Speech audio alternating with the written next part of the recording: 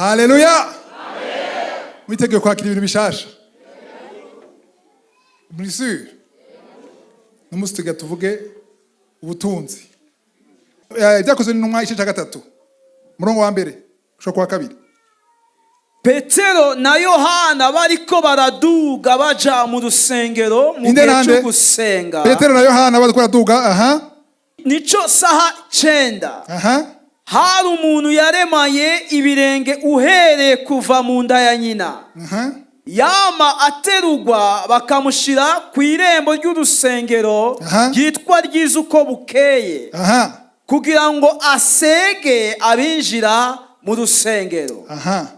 Uyo abonye Petero na Yohana bagira binjire mu rusengero arabasega ngo bamuhe. Geza ngaho murongo kangahe? Wa 3. Sivyo? Yabonye ne Petero na Yohana arasega. Umuntu asega ntaraba mu mufuko wawe ntazwe n'umwezi, sivyo? Ukomeza ko urafise ayo mfise yose uramuha. Wadasega n'umwana gusa. Koze ta amafaranga afise. Acira basega bose amafaranga. Murongo wa 4. Petero amuhanga amaso bona Yohana. Aramubara ati nuturabe. Akunda gose ngaha. Turabe mu maso. Haleluya. Eshaka kuraba iki? Attente, expectation. Witeze ikintu. Murongo wa 5 rero. Murongo wa 5. Abashira ku mutima agira ngo hari ico bamuha. Donc bari yabonye yabweze muri amaso yumvire muri parking cyangwa muri uhagaze mu barabara kano umwanaje kudodora kujisha, sivyo? Akora gusaba amafaranga. Umbriza utashaka kumuha ntumurabe. Kuko umuravye aca yitega kugira umuhe. Kandi iyo muravye bacumugira gutya agenda babaye. Yaburavye aca yitega. Petero aramubarira ati ifeza n'izahabu ntavyo mfise, ariko ico mfise ndakiguha n'izina rya Yesu Kristo umunyanazareti. Va hasi utambuke. Okay, ngaha Petero kumwe na Yohana, sivyo? Bose murongo wa 5 kana bigo murongo wa 5. Murongo wa 5 avuga ngo iki? Murongo wa 5 abashira ku mutima. Okay, yashira umutima kuri Petero nande na Yohana, sivyo? Mumve ko naja Petero avuga ngo mu mufuko wanje nta feza mfise, nta zahabu mfise, ivyo kuransaba ntavyo mfise. Petero nta mafaranga yari afise. Amen. Kana sinaza ko Yohana yari afise, nawe yari afise, ariko hari ico yari afise. Haleluya, haleluya. Hari ico yari afise. Mani shimwe. Bisigura yuko Petero na Yohana bari prosper, bari batunze, ariko nta feza urafise, nta nzahabu urafise, ariko icyo afise cyaruta inzahabu. Umuntu yavutse ari baharize kuva mu mama wiwe. Ninde muganga yari kumuvura? Ninde muganga yari kumuvura? Nuno munsi ndiye muvura. Uno munsi technology iteye imbere ntushaka kumuvura, ariko icyo arafise cyaravura uwo mugabo. Arahaguruka, arasimba, aratambuka. Kubera iki? Yari prosper. Prosperity rero bayitahuye kwa ingodo, kwa inzahabu ni feza, kwa amadolari, kwa amayero. Izo ni inyigisho z'ibinyoma. Kutunga mu buryo bw'amafaranga ni kimwe mu bintu bikuri umuntu prosper, ariko sivyo vyonyene bikugira prosper. Munyemere nkomukoresha ijambo prosper. Haleluya.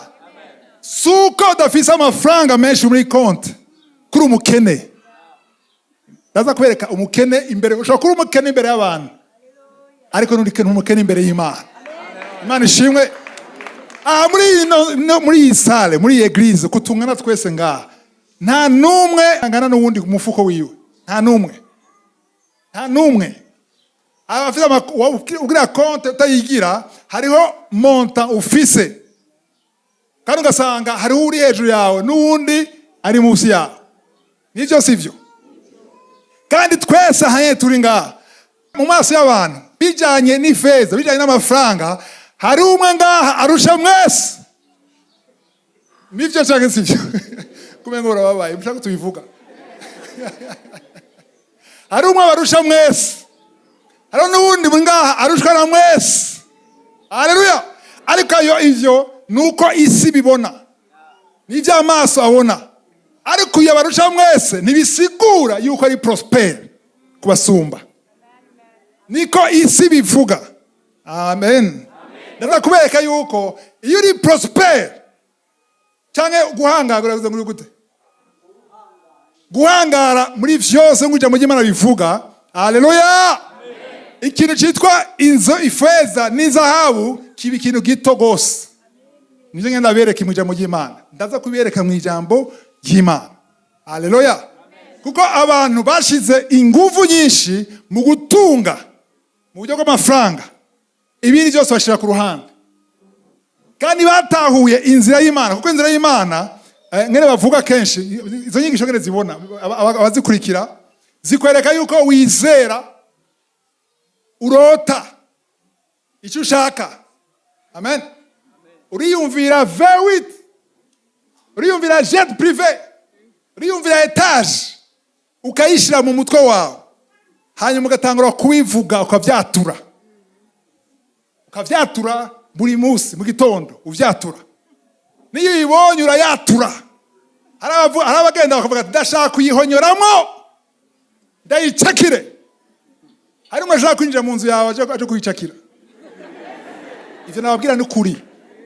Ndababwira n'ukuri si yo gutwenza. Barabembariye ko bagenda mu nzu bakarondera ukuntu binjirayo, ariko bagavuga ati ndayicakiye. Bacitse abasuma. Haleluya. Ukagenda ukarota ukatura. Rero cyo mbonye cyo ni kimwe. Iyo ni inzira imwe ya prosperity bakoresha cyane. Iyindi ndaza kuyivuga nayo nyene yerekeye gutanga muri buryo bwa prosperity, apana mu buryo bwa Bibiliya.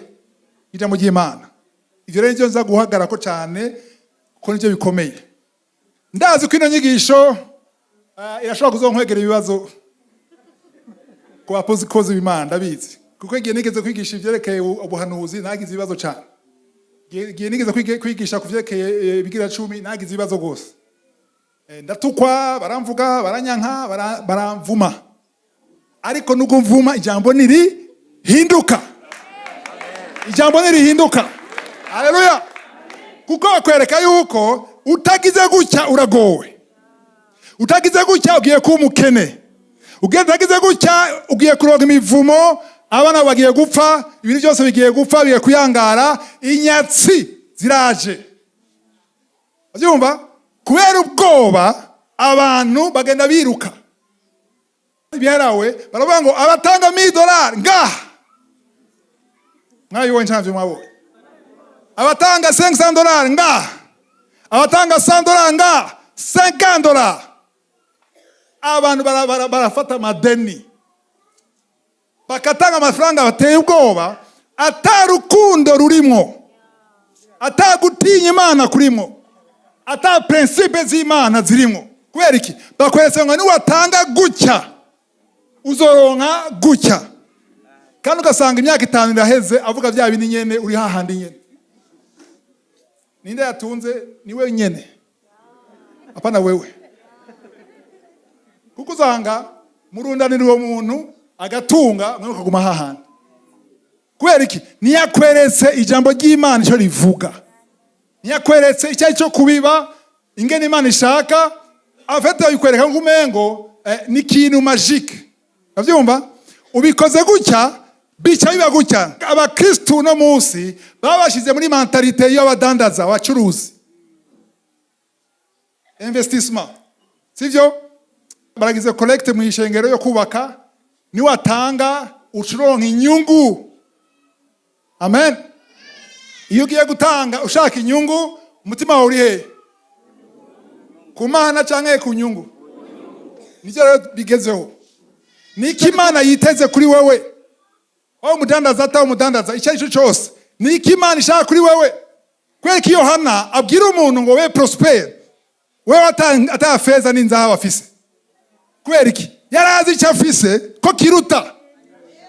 Imana ishimwe. Icyo yarafise ijambo ry'Imana twereka 2 Corinthiens 6 verset 10. Tuboneka nk'abababara ariko tunezerwa iminsi yose. Uwo ni Paulo yandika ngo dusa n'ababaye kubera ibibazo bariko baracamwo, ariko tugira gute? Tunezerwa iminsi yose. Baranezerewe nubwo babakubita nubwo babafunga. Tuboneka nk'aboro, abakene. Aboro abanyarwanda ni mufite aboro ni kuvuga abakene, ariko dutungisha benshi. Aha, yamara tuboneka nk'abatagira ico batunze, tuboneka nk'abantu bataco bafise, yamara dutunze vyose. Umukozi w'Imana agenda n'amaguru atunze vyose. Imana ishimwe. Nimunezerewe. Barabaye desi. Nabwiye ni kwera ukijicwe, kwera umukozi w'Imana, fair it. No, ushobora gusa n'udatunze, n'utari umukire, ariko uratunze muri vyose. Amen. Gituma Yohana avuga ati oya ube prospere muri vyose, nta kuntu wabwira umuntu ngo abe prospere muri vyose nawe utari prospere muri vyose. Amen. Yabwira umuntu ibintu nawe azi ko afise. Mu byumva. Ahanze mu Gifaransa avuga ngo nous possédons toutes choses. Kwera iki? Kwera ufise nyene vyose. Muri Zaburi 24 murongo wa mbere, isi yose nibirimwo vyose, n'amabanke yose, n'ubutunzi bwose, n'amazu yose, n'imiduga yose, vyose nivy'Uhoraho. Nimba biciye muri mwe muyeraro ari muri wewe, none uziki? Haleluya. Igihe uzokenera azogura ivyo ukeneye, niyaguha guhanga cyangwa gutunga. Hari umurengo nashaka kubereka murongo muri Timotheo wa mbere cya 6 17 à 19. 1 Timothée 6 17 à 19. Wihanize abatunzi bo mu vy'iki gihe, boye kwibona canye kwishimira ubutunzi. Ntibishimira ubutunzi utari ubwo kwishimirwa. Umviriza, ubutunzi bwo kwisi si ubwo kwishimirwa. Nawe ufite amazwanga si byo kwishimirwa. Ntugare ngo ndafise ibi, sivyo? Nuvyishimira ivyo, komeza. Ariko bishimire Imana iduha vyose. Kwishimire prosperite y'ukuri nugira Imana ibaha vyose. Kwishimira ubutunzi n'ubujuju. Ubona hafi cyane waguye mu mutego. Wishimire Imana irengeye amafaranga, iguha vyose. Mani dufashe tuvyumve, komeza. Bisesekaye ngo tubinezererwe. Okay, benshi rero abatunzi bamwe bagarukira kuri verset 17 irindira. Abantu ntibagaruka, abatunzi cyangwa abakire ntibagaruke kuri 17. Sivyo? Kuko bavuga ngo okay, ngo imanje mu gimara ngo reka tubinezererwe. Tunezererwe iki? Ubutunzi. Imana yaduhezagiye, reka tubigire gute? Tubinezererwe. Donc mu Gifaransa bavuga ngo pour que nous en jouissions. Kwinezererwa rero si icyaha, ariko icyo Imana yiteze ku bakire cyangwa abatunzi kiri murongo wa 18 verset 18. Kandi bakore iciza, baba abatunzi ku bikorwa vyiza, ibikorwa vyiza, babe abanyabuntu bakunda gutanga. Haleluya. Kwa prosper ukanezerwa n'ibyo ufise ntibikwiye, ariko ubu umunyabuntu akunde gutanga. Bavuga ngo d'avoir la libéralité et de la générosité. Karabwire ngene Imana ibona ibintu. Umuntu wa mbere ku isi atunze si Elon Musk mu ijuru. Version mu ijuru, simuka version nganga. Version mu ijuru, umuntu wa mbere atunze, umukire wa mbere ku isi si Elon Musk bavuga. Umukire wa mbere imbere y'Imana mu ijuru n'umuntu atanga gusuma abandi. Ndabisubiramo. Ngo ndashaka kubyuma, ndabisubiramo. Umukire wa mbere si umuntu afite amafaranga menshi muri banki.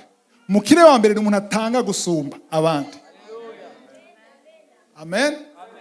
Kandi gutanga ku Mana imbere y'Imana, mu maso y'Imana, ntibijyana n'igitigiri y'ibyo utanze. Hano benshi bihendera. Ntugende gufata ideni utanga ibyo udafise. Ntuzobahaye Imana uko wishira mu ngorane gusa. Imana nishaka ko winiga uje gufata ideni utange ibyo udafise. Imana iraba ibyo utanze par rapport bijanye n'ibyo ufise. umwe gusa niwe yavyumvise. Kuko wa mutamakazi muri Luka 21 Luke 21 ujya mutamakazi ujya mu pfakazi yari umukene wa mbere mu iryo shengero Yesu yarimo. Amen. Hari abantu ngo ngaha bagira ngo batange ndakora ngane bava ngo Yesu yari hafi y'iki? Mwamuze ngo araraba nyine. Yari hafi y'igiseke. Aho maraba ivyo batanze. Haba boss ofisi imiduga minini batanga ibikash amafaranga menshi. Amen.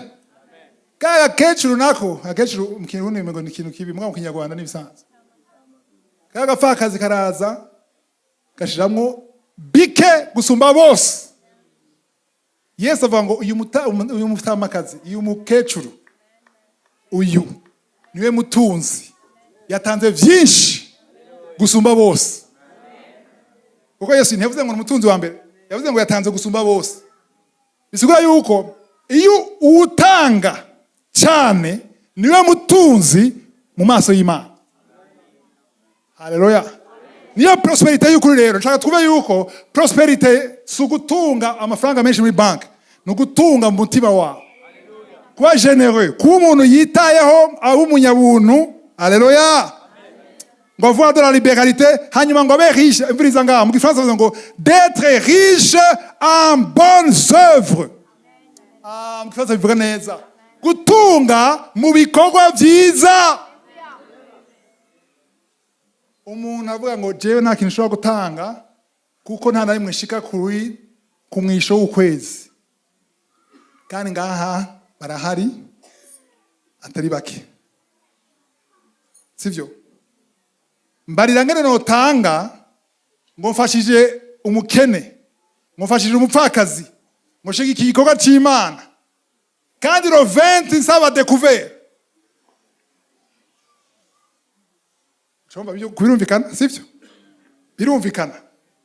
Kuko umuntu avuga ngo je sishobora gutanga muri offrande, sishobora gutanga mu kubaka ishengero, sishobora gutanga mu bivuga butumwa, sishobora gutanga mu gufasha abapfakazi n'abakene kubera ntashika ku mwisho w'ukwezi. Amen. Ikibazo gihagaze abakurikiza nyigisho. Ikibazo gihagaze he? Kwera hari ikibazo gituma ari mvuga ko ari ikibazo kuko ndashaka kwereka umuntu wundi munganya umushahara ahembwa meme montant nk'iwawe, sivyo? Aba gisagara ubamwo afisa abana kumbure benshi gusuma wewe ashika ku kwezi kandi agashikira umurimo w'Imana. Imagine ibiki. Ikibazo kibiri hehe? Wewe ujera nabi. Uba mu buzima burengeye uburyo bwawe. Amen. Nimba uba mu buzima burengeye uburyo bwawe, ukarondera ukaba mu nzu udashobora kuriha n'uburyo bwawe, sivyo? Abana bawe ukabatwara mu ishure udashobora kuriha, bama birukanye umwanya wose kandi ukora kubera iki? Washatse kumera nka naka canke bibige neza mugabo nta bushobozi ufise, byakunaniye kwihangana kurindira igihe c'Imana. Kubera iki mundankushavuye nimushaka ndabivuga ibintu mvuga cakira. Mbiriza ni cyiza ko tubivuga ibintu. Mana ishimwe. Nijyo turavuga amaraso ya Yesu, turavuga amadayimoni, turavuga Yesu, turavuga ijuru, turavuga Yerusalemu, muga nibikwiye, turacari ku isi. Twigije ku isi navyo. Tumenye kubaho ku isi. Ubuzima buhesha Imana icubahiro atari bwo gusegereza. Uwe kuri nivo yiwawe Imana ihabwa icubahiro, urindira isaha y'Imana. Amen. Uwe umwizigirwa muri bikeya. Umviriza, hajya uri hatoya, nivyo uri hasi, muga Imana ishaka ko wiga hajya nyene. Kuko abantu Imana iduza, kiretse abiduza canke abazugwa n'ibindi n'ububeshi canke n'ivyaha, sivyo? Ariko abantu Imana iduza canke izamura, ibanza kubacisha hasi, irabe inyifato yabo hajya nyene hasi. Rero wewe wanse wagiye gufata amadeni ukaja kwa munzu ashaka kuriha, wanse kuguma hasi. Wanse kurindira ishure ry'Imana. Ayo majambo urikura trisha. Uzuranye imbago gusa, spirituel. Lindira igihe c'Imana. Ba umwizigirwa muri bikeya. Erekana umutima w'ubuntu muri ivyo bike. Amen. Hama prosperite kuduga cyangwa gutunga cyangwa gutera imbere ntuzobirondera. Tuza kubibona. Uzobirondera biragukurikira.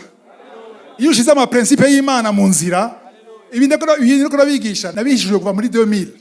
Haci hafi 24. Mwe Imana yabigishije. Tuza kubireka. Imana ishimwe. Okay, twandanye. Mugambi ko nababwira birakomeye. N'amajambo mukeneye kumva. Kuko utavyumvise ibi niko nakubwira, uzokwamubona inde Satani. Uzokwamubona inyatsi. Uzokwamubona umuvoisin yakuroze, umuntu muri famille yakuroze. Yugaye akazi kawe, yugaye amafinanse yawe. Uzokwamubona aba faux prophètes bakubesha. Imana ishimwe. Ejo wundi sikera cyane ko naganira n'umuntu umukozi w'Imana muri Kenya, kandi vraiment nabona ibintu byose ari byiza ko turaganira. Acambwira ngene abantu kugira abasengere baboshwe deliverance. Ngo arakubwira ngo amonta uzana ngaha kuri altare. Kandi ngo ayo mafaranga utayazanye ntuba deliver. Ngo ikimazi ngo sacrifice uzana. Ndamura amaso niko narota cyane. Eri mu Kenya ndamubaza none ikimazi cha Yesu cyamaziki. Cyamaziki kuko uravuga ngo bazane ngaha kuri altare amafaranga yarashambira karore ko yahaye amafaranga nababwiza ukuri ibi niko barawe yaratebwo. Yamubwiye amafaranga nk'uvuge mu Marundi nk'uyo mubwira ati genda utange 300,000 uyazane ucuwa deliver. Ngo umugore ngo cyangwa kuvyemera ngo cagenda abwira abantu bose ngo ngapingo ngujya n'uwafo. Ngo acabona mu nzozi mareka aramumenasa aramubwira ati umviriza ko wanse gutanga 300,000 rero ubu uzotanga 3 million. Ngo nugendere hari yayi gutange. Ngo aje yuko atabona imbere n'inyuma. Kandi benshi baravyemera kubera iki? N'abantu bafise ikintu cya prophecy vyinshi bavuga biri paf direct ahusha. Ariko nabwo ahusha dahusha. Ijambo ry'Imana rihinduka. Imana ishimwe. Hari kimazi Yesu yatanze. Nta kindi kimazi. Kugira we deliver. Yesu niwe kimazi pour la délivrance. No gukira ingwara, no kuba deliver no kubohoka ni kimazi ni kimwe ni Yesu. Ni wenyene. Umuntu aza gusengera ukumva urongoye kumuhezagira azomuhezagira sinakuje kumuhezagira. Mugabo agusavye amafaranga imbere yo gusengera hunga.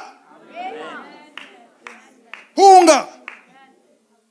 Kuko nta na rimwe tubona muri Bibiliya bigira basaba amafaranga umuntu imbere ko musengera. Nta na rimwe batanga condition yo gusengerwa. Nta na rimwe. Kubera iki? Hariho ikimazi cyatanzwe. Ni kimwe. Nta kindi. Imana ishimwe. Haleluya.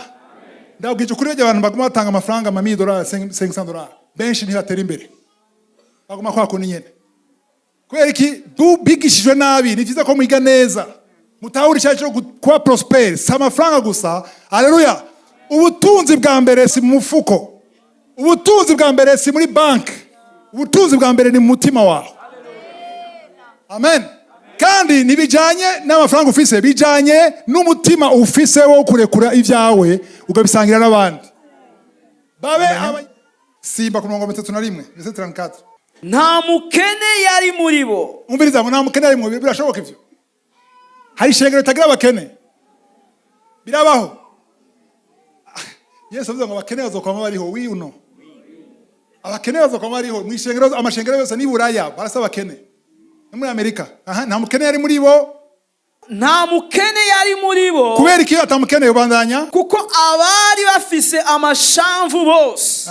Canye amazu babigura bakazana ibiguzi vy'ivyo baguze.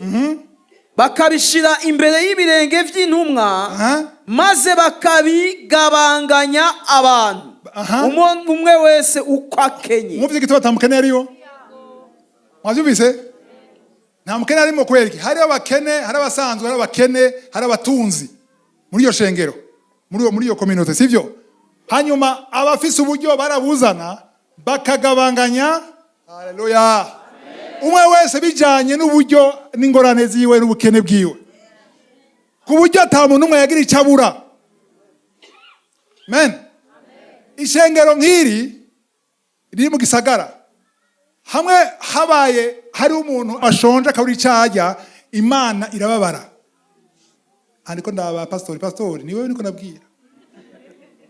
Ndabisubiye mu siyo yari. Ndabisubiremo. Muze ishengero nk'iri mu gisagara, habaye umuntu ashonje akarara atariye, akarara mwibarabara, Imana irababara. Kubera iki? Kubera ivyo tuje gusoma. Kubera turi umubiri wa Kristo. Ntibishoboka yuko hashobora kuba abantu bo bico bafungura barara hanze, hari abantu bafise n'umurengera mw'ishengero. Uwo ni umugambi w'Imana. Ikibabaza nuko abapagani babiturusha. Ejo bundi ko ndaganira n'umwene data w'umuswisi, wo muri Swiss. Hanyuma arambwira ati hano mu gihugu cyacu nta muntu n'umwe yishwa n'inzara. Niko yambari. Ati niyo ntakora ndaronka umushahara wa leta. Ntakora. Ndamubaza none azobaza guhemba gushika ryari? Ngo aho gushika aho nzoronka akazi. Ndamubaza utakaronse naho bazoguma bamemba. Uwo n'umuzungu yabimbari. Abapagani barafise ubuntu kwitaho abakene gusumba twebwe dufise mpwemu yera. Tuvuga mu ndimi. Turi spirituel mugabo nta buntu dufise mu ishengero. Amen. Tuko bikwiye kumera. Aba bari batahuye yuko ntiyashobora kuba umuntu nka muri twebwe akena arara hanze aho icyo afungura kandi hari abantu bafise icyo bobutanga. Rero ni vyiza aha niko mbwira siniko mbwira MK gusa niko mbwira amashengero yose kwa nkurikira. Ni vyiza rero yuko ishengero haba un systeme yo kumenya abadafise icyo bashobora gufungura. Imbere yo kuja gufasha abandi, imbere yo kuja abantu batewe n'amazi batumuzura, banzura mu ishengero kwanza. Banzura mu ishengero ashobora kugenda gufasha abanyagatumba hariya bagiye n'amazi mu ishengero barara hanze. Ivyo rero ibintu biri mu mashengero menshi. Hamwe usanga abonyene bakenye cyangwa bashonje batimenyekanisha ko yateye isoni. Umuntu agumara umuntu. Hamariya nabo bafize uburyo ntibabonse cadre babikoreramwo. Kwera mu ishengero, amashengero menshi yitayeho instrument, sonorisation, kubaka. Impome zine. Imitima nayo irapfuye. Abantu barapfuye n'inzara. Abana barabuze icyo bafungura. Muko muragira ama etage mu ishengero. Biruzuye singaha gusa. Si mu Burundi gusa, si muri Afrika gusa, ni Buraya. Kwera iki? Abantu muri kamere yacu turikunda, tuvyemere. Muri kamere yacu la nature charnelle hari ukwikunda. Cyo gituma bavuze ngaha rero abafise uburyo barafasha abandi. Ufise uburyo ntiyagira umuntu numwe, uburyo ufise sivuga abatunzi, bivuze bamuzi uburyo umuntu abantu sibidugo shaka ko atamudugo ufise. Ariko ari ikintu Imana yaguhaye. Uronka ku kwezi. Uko kingana kose. Ndavuze uko kingana kose. Ari gito cyane uri mu ishure. Imana iko yapima umutima wawe. Shaka wisonze imisi 40 uko urasaba breakthrough gutunga. Imana abwiye ati uri hariya uko ukora iki? Nibuka kera nkiri hasi nyene ntashobora kuri inzu meze nabi naho n'abantu bafise uburyo. Bana shanda kuna vira mungana gukora Imana wewe. Hariho affaire ndiko. Ni naye ronka iyo kontra. Zoguhezagira. Zoguhiki. Ntazo bigeze bakora. Kandi baronse iyo affaire yaciye. Umuntu abwira ngo nzoguha akora gusuka. Nabanza guhe muri ivyo afise. Niba yabonye kumerewe nabi nagira icyo akoze muri ivyo ufise. Rero Imana irashaka uno munsi buranshavuriye muganda bivuga ntaco sivyo. Imana ishaka igupime. Mugipima z'ikirundi. Ni kirundi ikugerageze. Igugeze irabe vy'ukuri. Ko uwo mutima wo gutanga ufise nka mukecuru bamufakaza. Nimba ufise aho rero Imana iragira confiance. Nizogendera kuduza nanye ni kuduza buke. Gira ikuduza avuga ati uyu muntu nzomuhezagira kuko namuhezagira ntazohezagirwa wenyene. Namuhezagira hari abandi bazohezagirwa kubera we. uko rero ugenda uramwizigirwa niko Imana igenda guhezagira. Iyo mvuze ibinye hari abantu bavuga ati mu mutima nje nta numwe fasha nako ngoma ntonga. Iyo nyine uvuze nicyo bizo gucira urubanza. Kozo wazwa cyo nyine Imana naguhaye ibiri wabikoresheje iki? Ngene kwanza kuri kubaka biriya banza wibake ubwami bw'Imana. Imana ishimwe. Abiko na bakabiri cyo 9 murongo w'indwi. Umuntu wese atange nkuko abigabiye mu mutima wiwe. Atababaye canke atagoberewe nkuko Imana ikunda utanga anezerewe. Wow. Aya majambo rakomeye. Aya majambo niyo tuzi. Amen. Muri Nouveau Testament misezerano rishasha. Gutanga, utanga uko bigabiye cyane wabihisemwo muri wewe mu mutima wawe atakintu utababaye utajinyitse. Utarondera ko pasteur abibona. Teza kwandika izina ryawe ko pasteur akwemere aguha intebe y'imbere. Kandi utababaye utagoberewe. Mu Gifaransa niwe bivuga neza. Sans tristesse. Atakubabara ni contrainte. Contrainte ni iki? Kugobererwa no kuvuga iki? Uragowe. Ngo hano. Wewe none baraguhiye mu kazi. Oya. Uracakora. None muri fiche mbona amezi 2. Rota. Kandi rero urajya muri y'Imana rotari haro 5% muri nombre mu guharura mu kubara haro 5% ya rotari kazi kawe. Kandi watangura kugura ama accident ukabona imiduga yawe iragize ntumbaze ntuzoze ngo ndagupasiteri nsengera kazi kawe. Nugukura ukamenyira mu y'Imana.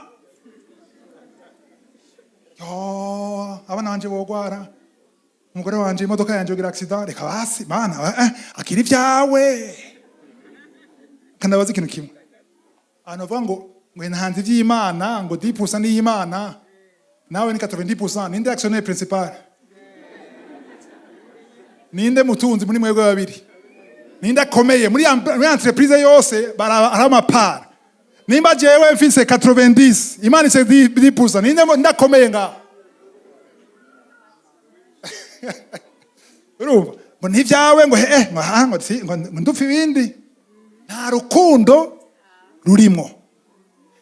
Iyo kugoberwa no gutera ubwoba abantu kandi nabambwira abantu umuntu atanze kwera ubwoba kubera ubwoba crainte.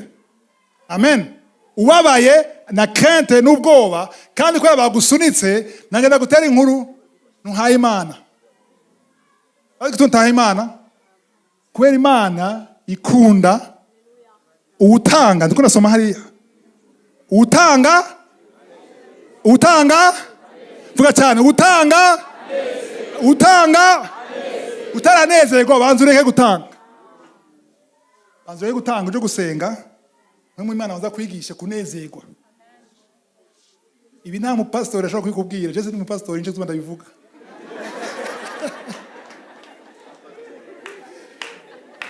Mu pastor nje avuga ivyo bintu. Kwanza abantu banezerwa muri iyi singa nimeze. Niko nsoma ibyanditse. Haravuga ati anezerwa atanezerwa nafe kuzana. Rero ati ndababwira ati nsabira ngira mume ndabwira mubohoke. Abantu bakeneye kumenya ukuri. Imwe nemwe kurabaza mugabo kurabohora. Uzomenya ukuri kuzogoya kwidegevya. Amen. Ntuzosubira kwemera umuntu agutera ubwoba. Uragowe. Kuko gutanga si affaire yawe na pasiteri. Si affaire yawe na pasiteri, ni affaire yawe n'Imana. Imana ishimwe. Nje gituma Yesu avuga ngo abatanga muri Matayo 6 mutange mwibanga. Amen. Mwibanga kuko Imana ikunda ibibera mwibanga. Yaba amasengesho ikunda ibibera mwibanga. Kwishaka yuko wewe icyubahiro cyose kigeruka ku Mana. Amen. Kuko Imana ni kenye. Abatanga nk'umengo bakora fasha Imana. Batambonye jewe nta kundi. umengo ni wewe utuzi ishengero. Ishengero ni rya Kristo. Ni rya Kristo afise vyose. Nawe rero kuyegira umutima nk'uw'Imana mu vyaguhaye no muri bike ugaragaze urukundo ufitiye Imana.